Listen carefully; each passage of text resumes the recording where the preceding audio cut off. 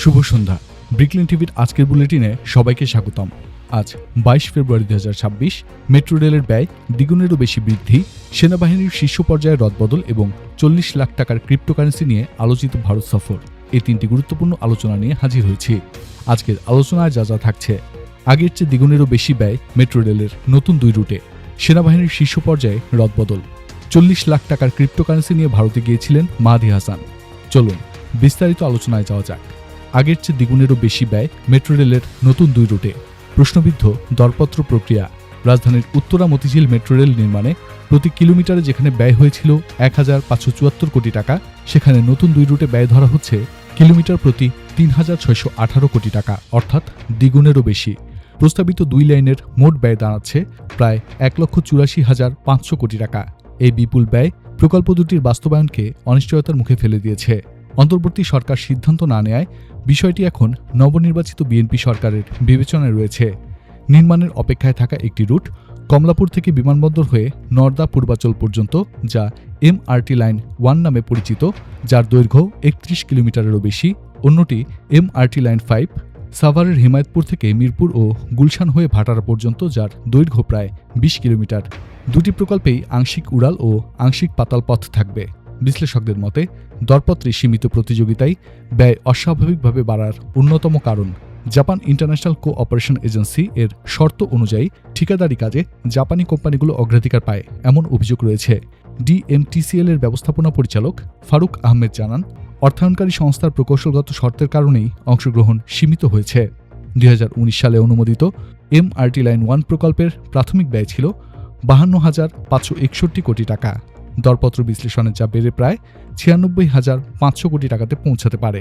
একইভাবে লাইন 5-এর প্রাথমিক ব্যয় 41,238 কোটি টাকা থেকে বেড়ে প্রায় 88,000 কোটি টাকাতে দাঁড়াতে পারে।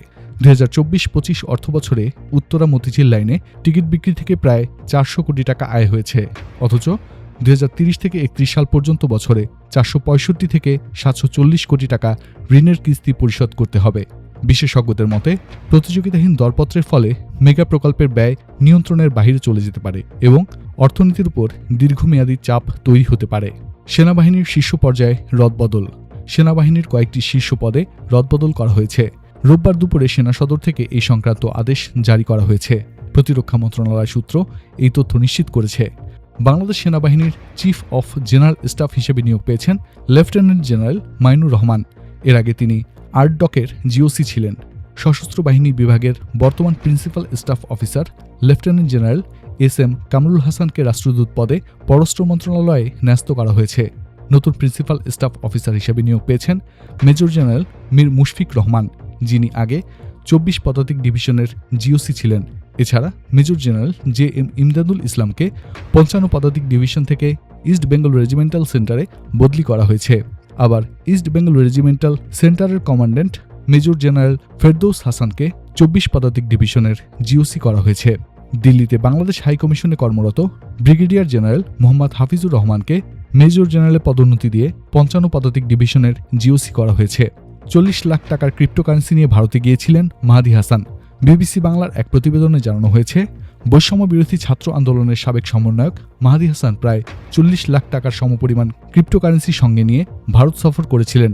প্রতিবেদন অনুযায়ী পর্তুগালের ভিসা প্রক্রিয়া সম্পন্ন করার উদ্দেশ্যে তিনি দিল্লি যান। ভবিষ্যৎ খরচ বিবেচনায় উল্লেখযোগ্য পরিমাণ অর্থ সঙ্গে নেওয়া হয়েছিল বলে একটি সূত্র দাবি করেছে। তবে আরেকটি সূত্র অর্থের সুনির্দিষ্ট পরিমাণ নিশ্চিত করতে পারেননি। দিল্লির কনট প্লেস এলাকায় একটি ভিসা সেন্টারে আবেদন করতে গেলে তাকে শনাক্ত করে ভিডিও ধারণ করা হয়। ভিডিওটি সামাজিক যোগাযোগ মাধ্যমে ছড়িয়ে পড়লে বিষয়টি ভারতীয় গোয়েন্দা সংস্থার নজরে আসে বলে প্রতিবেদনে উল্লেখ করা হয়েছে। ভারতীয় পক্ষের অভিযোগ, মাহাদি অতীতে ভারত বিরোধী বক্তব্য দিয়েছেন এবং বাংলাদেশে এক পুলিশ কর্মকর্তাকে হত্যার দাবি করেছিলেন। এই অভিযোগের ভিত্তিতেই তাকে সন্দেহভাজন হিসেবে বিবেচনা করা হয় বলে সংশ্লিষ্ট সূত্রের দাবি। ঢাকায় ফিরে তিনি অভিযোগ করেন তাকে আটকে রেখে হয়রানি করা হয়েছে এবং পুরো সময় তিনি ঝুঁকিতে ছিলেন। তবে শারীরিক নির্যাতনের কোনো অভিযোগ ওঠেনি। 40 লাখ টাকার সমপরিমাণ ক্রিপ্টোকারেন্সি বহনের অভিযোগকে তিনি গুজব বলে দাবি করেছেন। এ বিষয়ে এখন পর্যন্ত স্পষ্ট ব্যাখ্যা মেলেনি। আজ এখানেই শেষ করছি। আগামীকাল আবার ফিরে আসবো নতুন কোনো গুরুত্বপূর্ণ ইস্যু নিয়ে। ততক্ষণ ভালো থাকুন, সতর্ক থাকুন।